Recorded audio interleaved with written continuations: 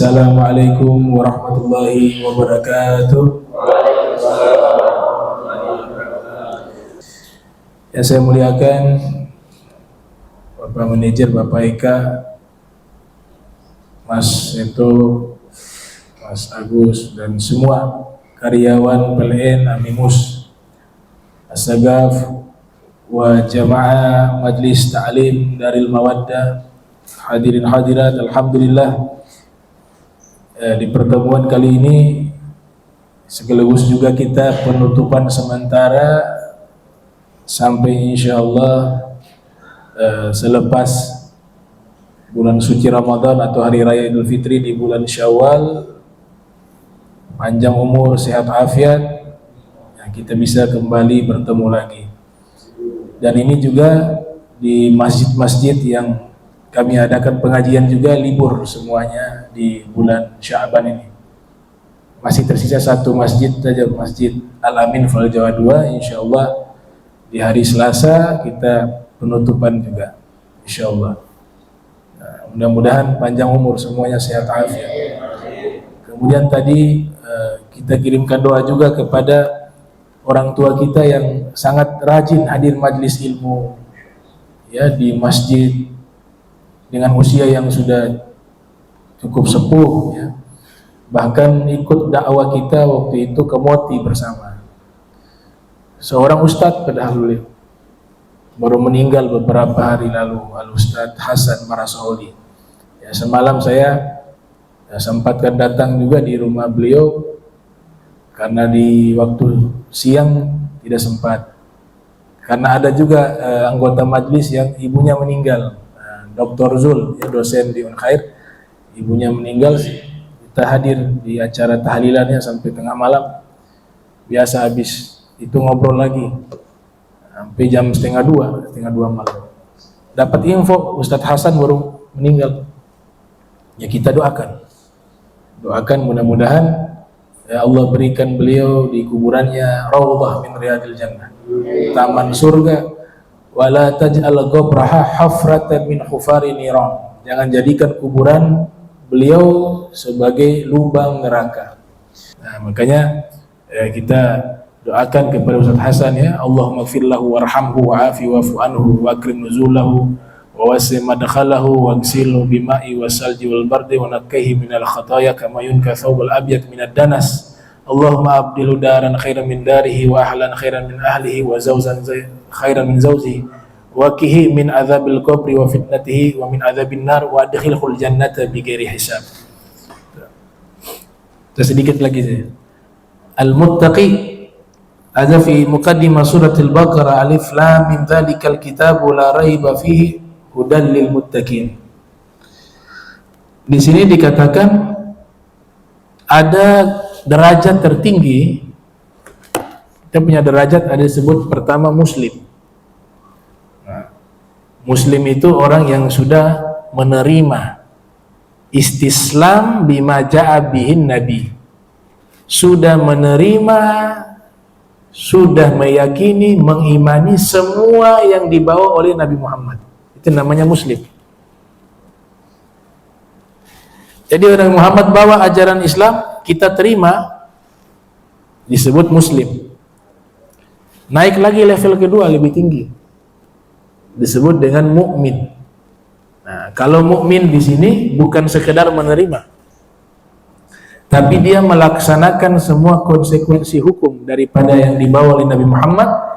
Dia lakukan, dia amalkan seluruh kewajibannya dengan baik, bil iman. Itu disebut mukmin. Makanya kalau selalu di dalam Al-Quran disebut mukmin, pasti berkaitan masalah ibadah.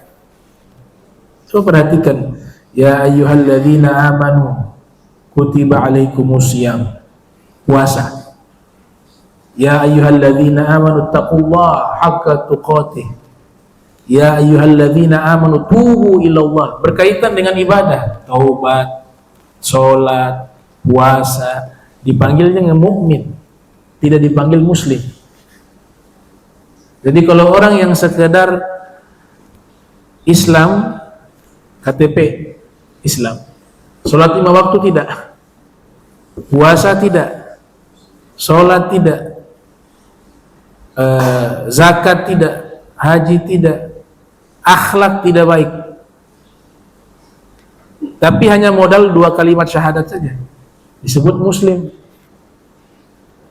Muslim tapi imannya belum sempurna. Imannya masih ada, karena tidak mungkin iman tidak ada kemudian muslim, tapi imannya belum sempurna. Makanya Nabi selalu katakan, nah ini santri-santri kalau mengartikan ini hati-hati, jadi salah menerjemahkan. La yu'minu ahadukum, tidak beriman seorang di antara kalian. Ini terjemahannya bukan tidak beriman seorang di antara kalian, la kamilatal iman, tidak sempurna keimanan seorang di antara kalian. Jadi kalau ada redaksi hadis semacam itu artinya tidak sempurna iman. Kalau tidak ada iman atau tidak iman seorang, itu bukan Islam. Kemudian naik level ketiga, namanya, ini paling tertinggi, namanya muttaqi. Orang-orang yang bertakwa itu di atas muslim, di atas mukmin, dia di atas muttaqi. Sebagaimana di mukaddimah surat Al-Baqarah itu dzalikal kitabu la raiba fihi hudal lil muttaqin. Di ayat yang lain hudal linnas, petunjuk bagi orang bertakwa. Di ayat yang lain petunjuk bagi manusia. Ketika petunjuk bagi orang bertakwa berbicaranya pelaksanaan hukum. Al-Qur'an sebagai kitab yang di dalamnya memuat masalah hukum syariat.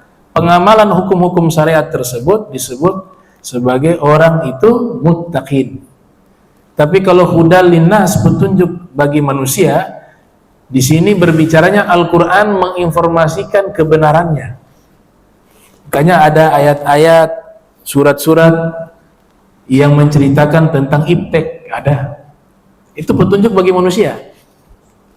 Sehingga manusia itu meneliti, akhirnya menemukan kebenaran dalam Al-Quran, muncullah keyakinan bahwa Al-Quran ini adalah firman-Nya Allah. Berarti kitab suci ini benar.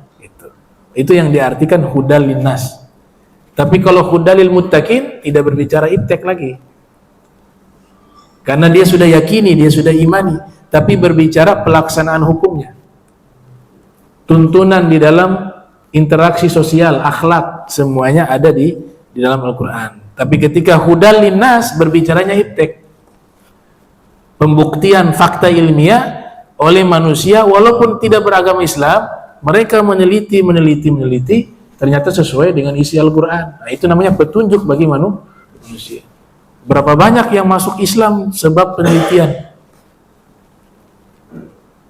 Ada orang meneliti tentang anatomi tubuh manusia, masalah sulam.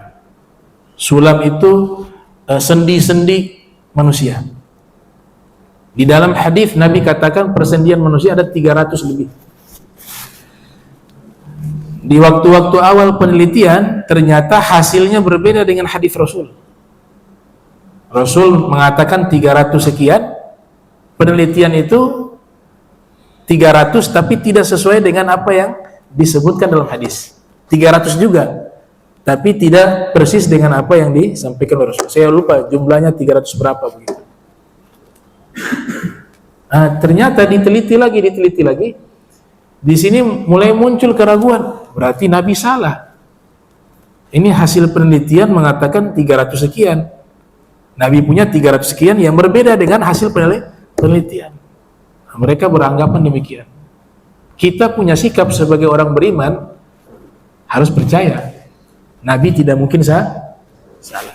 Yang salah penelitiannya, begitu. Itu sikapnya mukmin. Tapi sikapnya peneliti, hasil empiris buktinya itu tidak sesuai dengan apa yang disampaikan oleh Nabi Muhammad. Nah, itu.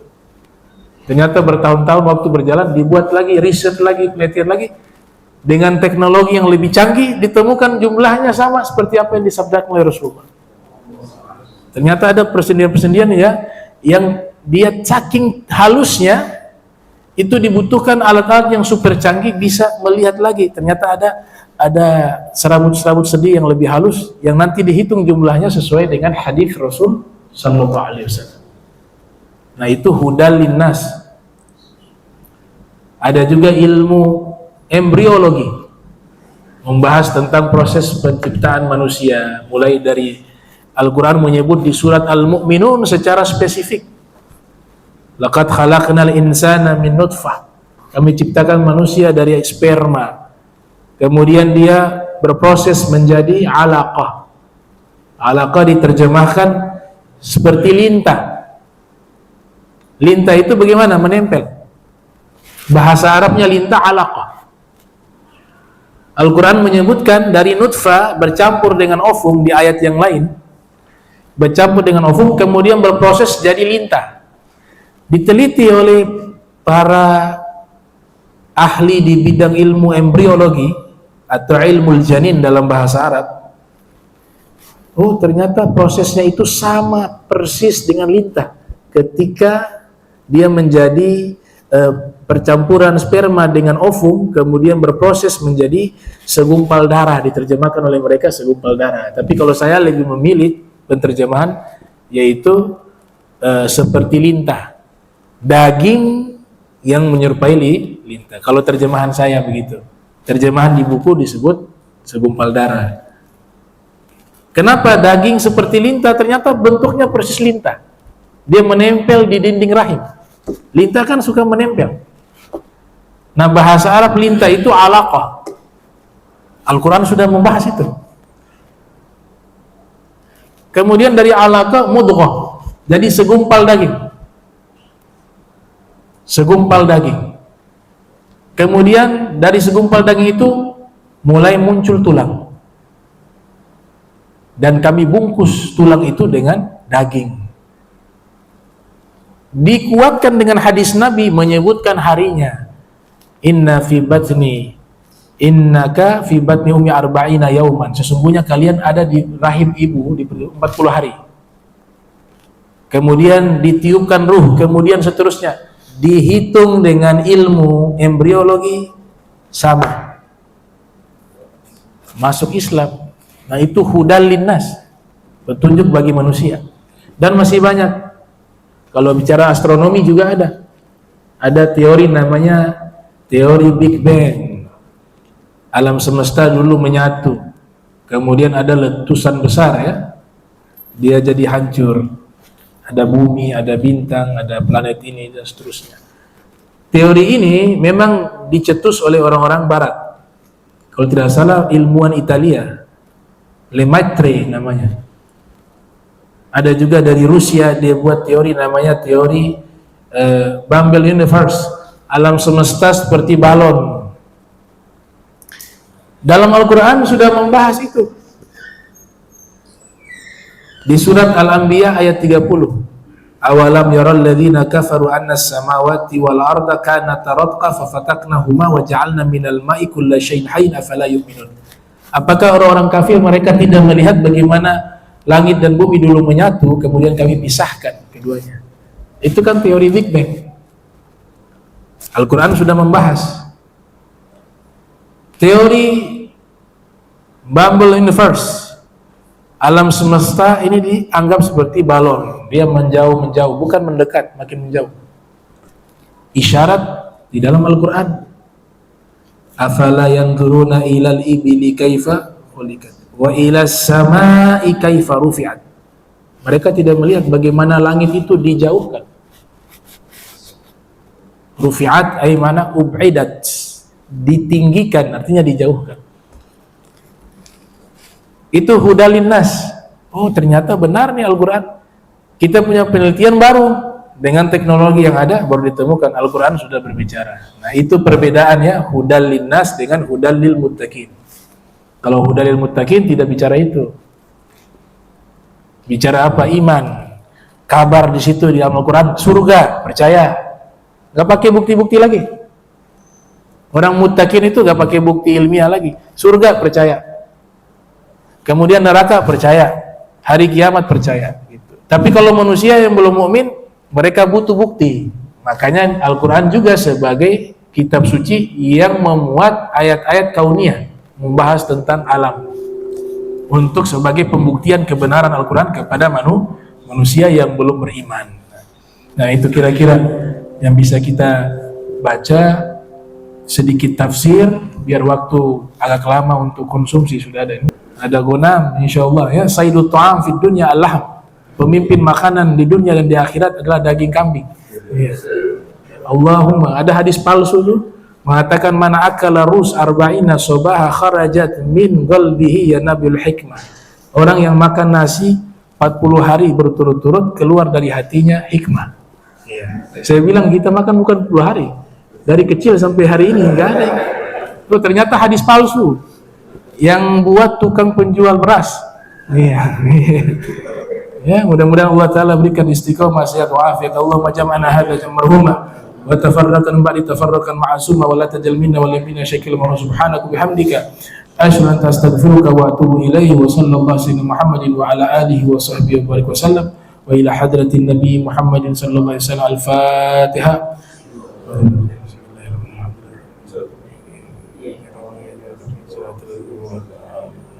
Subhanaka bihamdika astaghfiruka wa atubu ilaik. Wassalamualaikum Muhammadin wa ala alihi wa sahbihi wa barik wasallam. Walafu minkum, mohon maaf jika selama pengajian ada salah di dalam ucapan saya, tindakan saya, perilaku saya. Mudah-mudahan dimaafkan semuanya, dan insyaallah di bulan Ramadan kita bisa melaksanakan ibadah dengan baik dan diterima oleh Allah Subhanahu wa taala semua ibadah kita di bulan yang mulia tersebut. Amin ya rabbal alamin. Walafu minkum, wassalamualaikum warahmatullahi wabarakatuh.